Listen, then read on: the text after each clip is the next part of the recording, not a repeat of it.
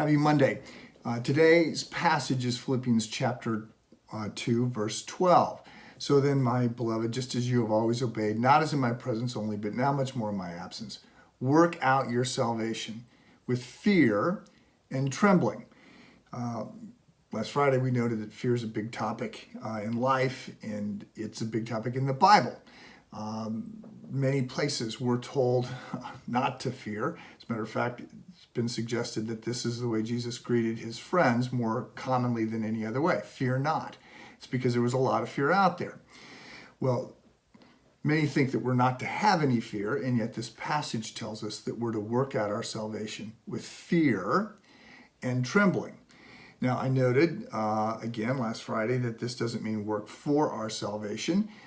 It is a gift, but that Christians are called to have a healthy fear of God. And I noted that some think that this is wrong. And sure, Matthew 10:28 says that we're not to fear others, but we're to fear the one who can destroy both body and soul in hell. In other words, God. But there's a thought from some that that's only a statement for non-Christians. But in fact, Christians are called to fear as well. And this doesn't simply mean to have a lot of respect for God. The book of Proverbs says the fear of the Lord is the beginning of wisdom. And it's more than a simple request, and it's more than simply respect. So a few things to understand here. First of all, fearing God is not to be our only response. I think C.S. Lewis is brilliant when he introduces the character Aslan in the Chronicles of Narnia. And Aslan is an altogether good representation of Christ. Tolkien argued that it couldn't be done and sort of chastised Lewis for having this kind of a figure. He thought it was too shallow.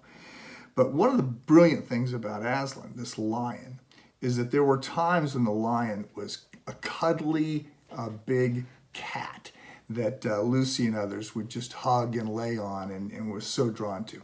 And there were other times that the lion was fearsome. And so I think that captures this sense of being the lion as a protector, but also the lion as something to be frightened of. The second thing to understand about fear is that fears can be good or bad. I mean, fear of grizzly bears, fear of the edge of a cliff, that's a healthy thing, keeps us alive. Fear of elevators or fear of clowns, those are called phobias. They're not very helpful. Third thing, we're never to be crippled by our fears. We're not to live in a constant state of anxiety. That's certainly not what we're getting called for. What we're getting called to is to rightly order our fears. So when you look at the Bible, you see that the antidote to fear is faith, it's love, it's prayer, and it's fear. The antidote to fear is fear. It's rightly ordering our fears. It's not fearing small things. It's being compelled forward by a healthy fear of God. For several years, I was in a Bible study with a bunch of pastors. And it was Catholic Church, Methodist, Episcopal, Lutheran, all these pastors, and they would get together every week and they would study a passage because they all actually were preaching on the same passage, following the same liturgical calendar. I wasn't preaching on those passages, but would be in this Bible study. And I was often the odd guy out when we would talk about what the passage meant and we'd talk about how we might preach about it.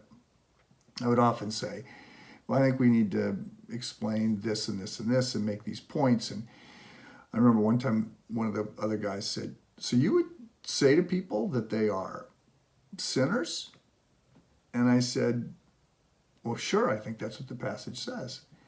And he says, wow, are you brave? And I thought, not at all. I'm just fearful of misrepresenting what the passage says. I'm fearful of being a spokesman for God that got it wrong. So it's not that I was brave. That's not the way it felt at all. It's that I was trying to order my fears. It's a challenge. It's an ongoing challenge. I certainly don't get it right very often. But I want to call you to that. Today we are told that we're to work out our salvation with fear and trembling. What are you fearing right now? And do you have the kind of awesome respect from God, Aslan, that is driving you to holy living? Have a good day.